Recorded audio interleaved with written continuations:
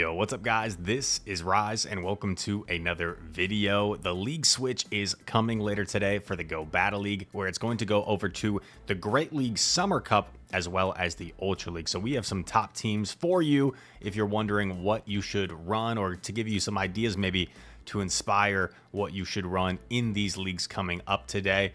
And as per usual, shout out to Inadequence for putting these graphics together. We've got some top players recommending their teams, and we're going to start off most of these teams coming in the Great League Summer Cup format with a few bonus Ultra League teams at the end for you Ultra League enjoyers. Without further ado, let's scooch on over as we like to do and start with the Summer Cup. And we start with Blissfully, a trainer from the UK, I believe, who has been atop the GBL leaderboard in the last few seasons.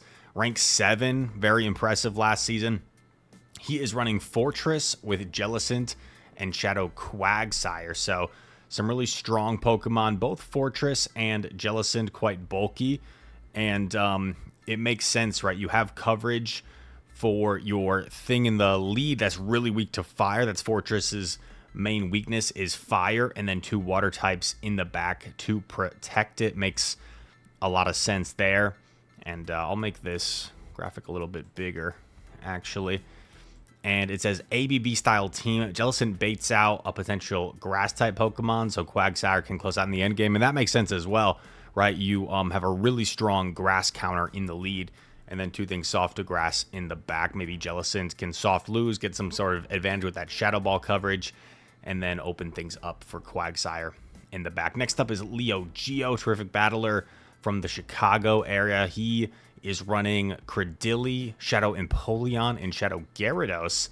ABB style team, Shadow Empoleon up energy, can force shields and bait out electric type Pokemon, so Gyarados can sweep in the back. So similarly to the first team, sort of that ABB style strat where you're trying to bait something out to open up your closer in the back. And Shadow Gyarados, so scary with that Dragon Breath pressure. Now it used to be more damage pressure, now it's that like energy pressure to get to those Aqua Tails so fast. 9998 or 998, I believe, to get to that Aqua Tail. Super crazy. Next up is Marcy.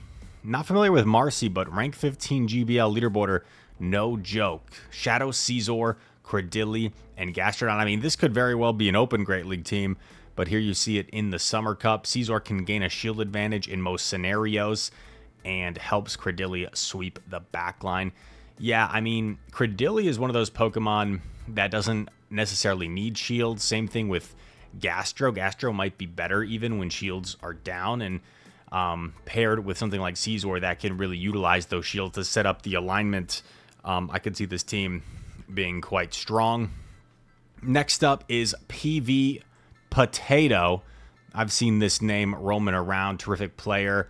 Ranked 7 on the GBL leaderboard last season, running Turtonator as well as Credilli and a Toedscruel. Turtonator was a big beneficiary of some of the new buffs, running Brutal Swing, Dragon Claw. Turtonator protects the grass type Pokemon from ice and bug type damage, as Credilli sets up a Toedscruel sweep. So lots of people opting for that sort of ABB style strat, which I think maybe you see even more commonly in these sort of limited metas, when you can implement those types of strategies when there's not a ton of variety in Pokemon and species, at least not as much variety as there typically is in the open metas. And yeah, Turtonator, man. Brutal Swing, Dragon Claw now is 50 energy, hits a lot harder, so a very different move than it used to be. Very interesting team from PV Potato. Pranav is next up, rank 38 on the GBL leaderboard last season. Pranav is always seemingly page 1 on the leaderboards. He's running Shadow Gyarados lead with Credilli and Toedscruel himself. So similar to PV Potato's team, just opting for a different lead, kind of a pseudo dragon in Gyarados. And even though Turtonator is a dragon, it operates more like a fire type. So 2 interesting Pokemon there. Credilli and Toedscruel protect Shadow Gyarados from electric type Pokemon leads. Makes sense. Protecting his trusty Gyarados with the grass backline. And we went through those teams pretty quickly here, but a lot of variety and also some similar teams that we see with like similar backlines and strategies, trying to maybe lure something out and set up the sweep. And if Great League isn't really your thing, and you're someone that has a lot of XL candy to take advantage of, and you're more of an Ultra League player, we got you covered with a few bonus Ultra League teams, which will also be in session later today. We start with Nimble Dragon, running Stunfisk, Togekiss, and Alolan Ninetales. Wow, so a double fairy backline. Interesting. Stunfisk, I've been running a lot myself in Great League, but apparently in Ultra League, I think you need to fully max it out, and you do want the hundo if you have it, but definitely very bulky as well in the Ultra League. ABB style team, Togekiss baits out the fairy type counter, so Alolan Ninetales can sweep in the back. Ancient Power is a nice niche surprise.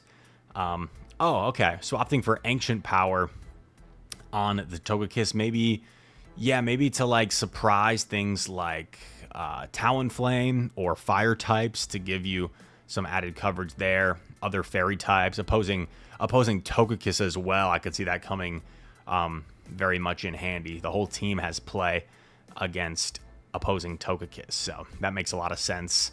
M.E. Weedle, one of the most talented trainers in the world, very prolific player, lots of accomplishments to his name, including rank 17 GBL leaderboard to end last season.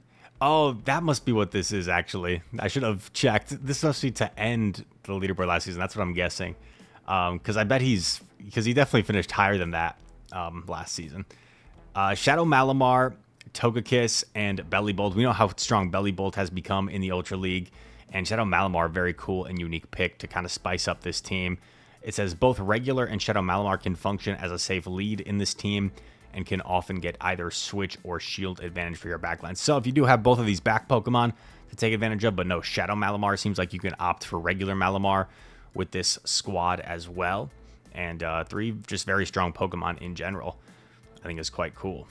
And then our last trainer that we're featuring here, I've seen this name many times. I've never actually like heard it said, so I'm afraid I'm going to totally butcher the pronunciation.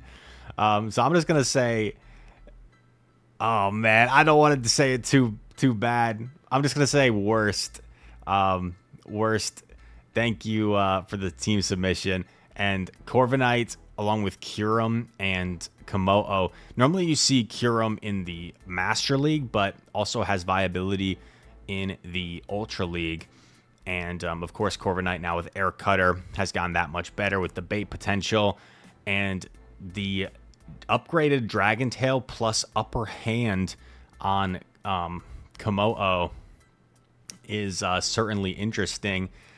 It gives it some viable coverage as well against steel types, and it's a pretty solid move in general that you get to quite quickly with that fast energy generation of Dragon Tail. ABB style team, bait out the fairy type with Kyurem and sweep with Kommo-o.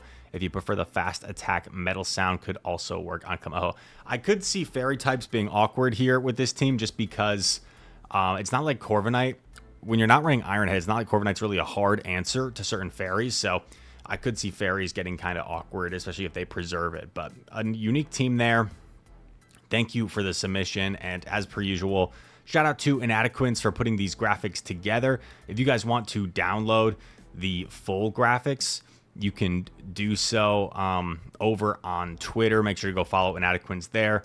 And also shout out to our friend over in Japan, Ishikawa Boy, who is making TikToks on these videos, on these team graphics, I should say, as well. Hopefully that gave you guys at least some idea of what you could potentially run this coming week in the Go Battle League. If you enjoyed, leave a like, subscribe, and I hope to see you in the next one. Peace.